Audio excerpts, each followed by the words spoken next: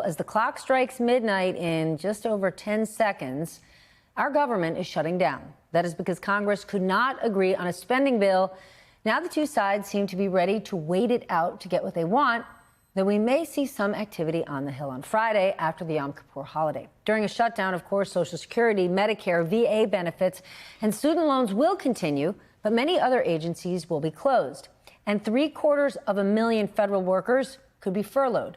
Others, like air traffic controllers, who we need life or death, and TSA officers will continue working, but without getting paid. I just want to say that one more time. Can you imagine if your boss tomorrow was like, yeah, absolutely come to work and no one's paying you? That is what we are expecting these workers to do.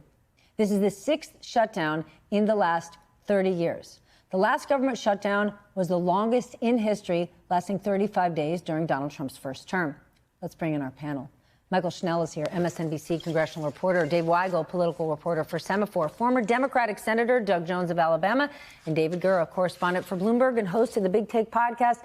Michael, lay this out for us, because when we spoke to you in the last hour, it didn't seem like there were many folks in the hall. And it continues to be surprising, because when there are sort of events like this, that's when we hear, pizza deliveries all night long. They're burning the midnight oil.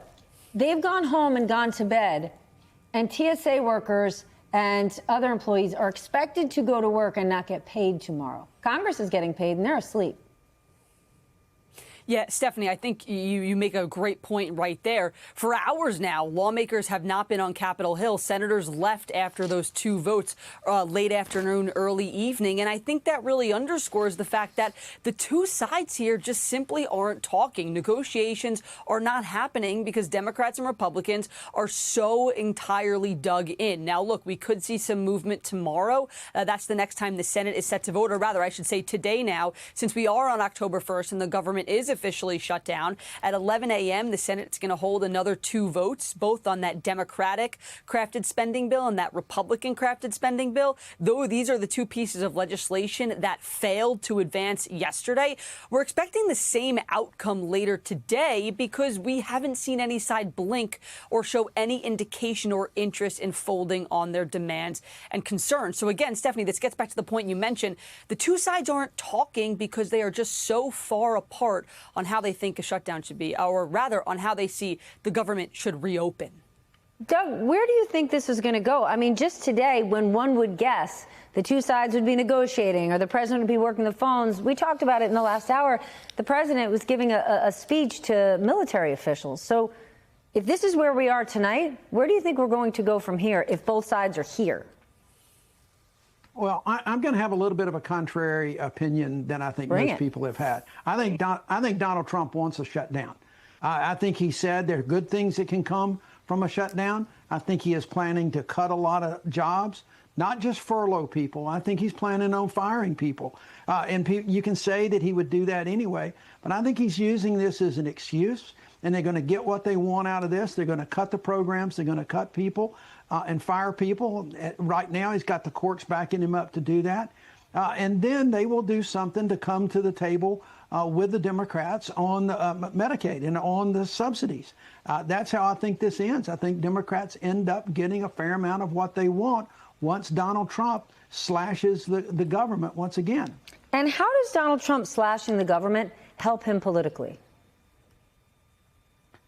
Stephanie, with all due respect, I don't think he gives a damn about helping himself politically. I really don't. This guy, we're not in a normal situation here. He's not going to run again. He's making a ton of money. I don't think he really cares about the politics of this. I think he has a mission of power. I think he has a mission of taking control, of implementing Project 2025, and that's all he cares about right now. I don't see him really paying attention to the polls the way you saw that in his first administration. And you can talk about the midterms coming up, but I think he's got plans for the midterms, which is one of the reasons why he addressed the military today. Wowzers. David Weigel, what do you think of all of this right now? I mean, it doesn't feel like there's urgency in moving this thing. No, and I agree with Senator Jones that the administration and Russ Vought in particular have been on the record before they took power about how they wanted to use every tool necessary in votes words to traumatize federal workers. So this is seen as an opportunity by them. The problem for Democrats has been, what's the lever they can pull to prevent these layoffs?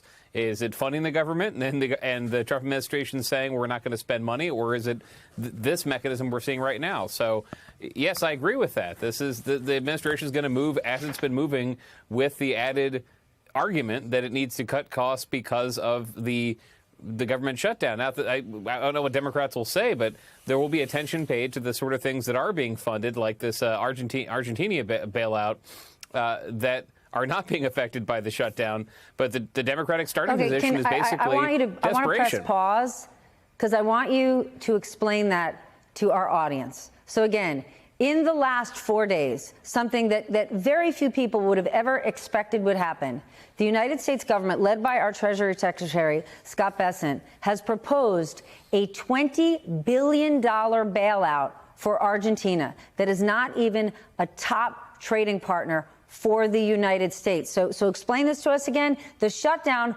will not impact that. No, it won't. You said it very well. There are mechanisms that are going to remain in place, spending plans that are not going to be affected by this. What is going to be affected, I think, is going to be what OMB wants to be affected, which are agencies that they've been trying to shrink all year, and they can shrink further without much concern about how that's going to affect the government. Look, the most pro-government cutting conservative will point to DOGE and say, look, things didn't collapse after DOGE, so we can keep doing that. But you're right. The Argentina bailout, that's one of the things that's going to continue to fund. Debt service will continue to be funded. This is not an administration that's acting like a crisis is coming down the pike because of a shutdown the way that Barack Obama did. They are very comfortable in what they're going to be able to do with the government not being technically funded. $20 billion for us to truly put our thumb on a presidential election in another country. So let's say we're not going to get the jobs report on Friday. What will the impact of that be? Well, we're not going to get it. I think that's the consensus. And that maybe the president wants that. Maybe he wants that. It comes at a crucial time, though, when you have Federal Reserve policymakers really trying to figure out where this economy is. Economists outside the Fed trying to do that as well. This is key information, important information, despite what we've heard from President Trump and his allies about the integrity of that data or how comprehensive that data is. This is, as you know, data that so many people rely on to give us a sense of how the economy is doing. We shouldn't stop there, though, because if the BLS can't give that data on Friday, it's also going to stop collecting data for future releases. And that's not just going to happen in the Labor Department, it's going to happen in the Commerce Department as well. This has wide-ranging effects across the entire economy. So you think of cost of living allowances that come with Social Security, that's tied to the CPI data. If that's frozen, if that's not collected in the same way, that's going to have real-world impacts on people in this country as well. And we were already struggling to accurately get that data, which is the reason we've had to have all of these revisions after the reports have come out. Again, you hear from policymakers, not that they're operating blindly, but they're in a very strange economy right now. We were talking about the labor market as it exists right now.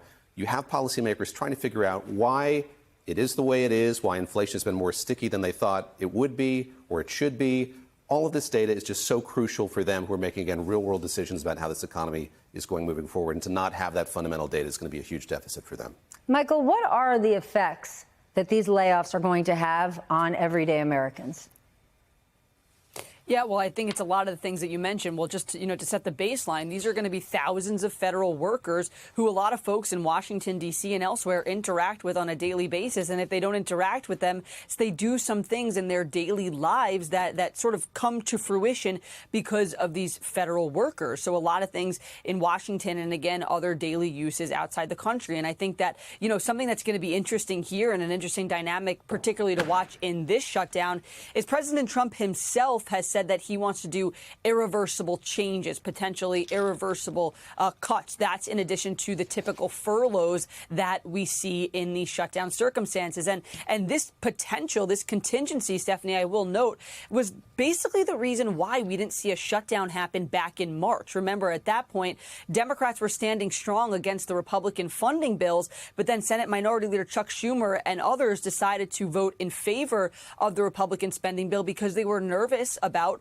what President Trump, the OMB director, Russ Vought, what they would do in the midst of a shutdown, because the OMB has jurisdiction over which federal workers can work, which are not, and this potential for these furloughs and further cuts. So I think that what's going to be really interesting now is to see how far President Trump and Russ Vought go with that, and how much Democrats are able to handle before they realize and say, hey, the damage may be too much here. We've got to think about supporting some sort of funding bill that would open the government, if that ends up being potentially that House-passed bill that doesn't include those health care provisions. But, Dave, today you wrote that a government shutdown is not going to make a difference in some of those key elections that are, just a few weeks away. I'm talking New Jersey, Virginia. How come?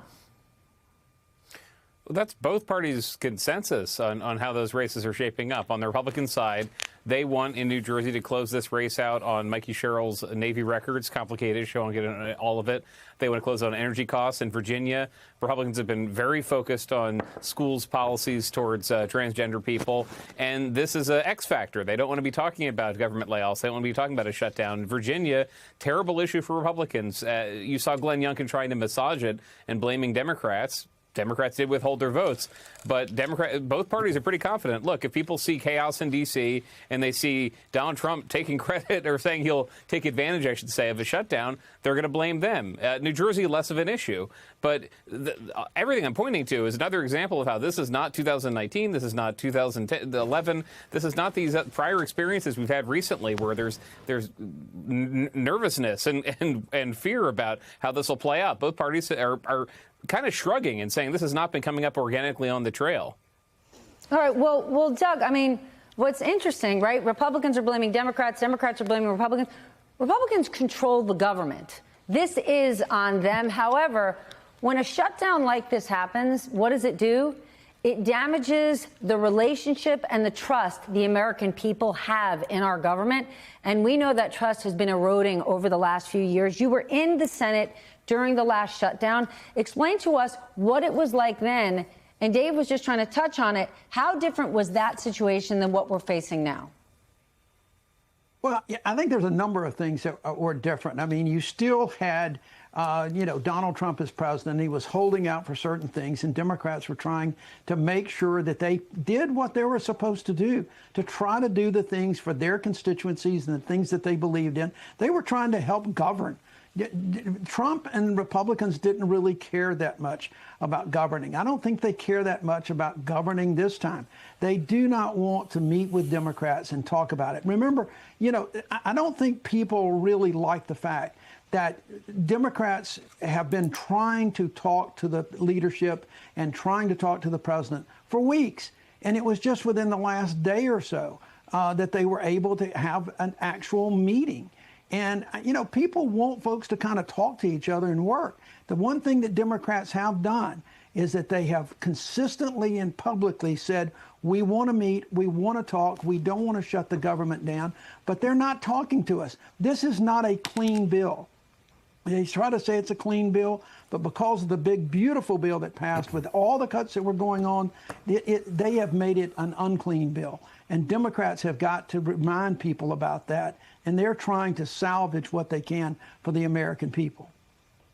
If we start to see sort of mass layoffs here, is that going to actually impact the unemployment in this country? Like when we're talking about numbers in the thousands, that's not one factory here, one business there. I mean, these are jobs all around the country. Yeah, I think that it definitely will. We saw that during the first round of these layoffs at the beginning of President Trump's second term.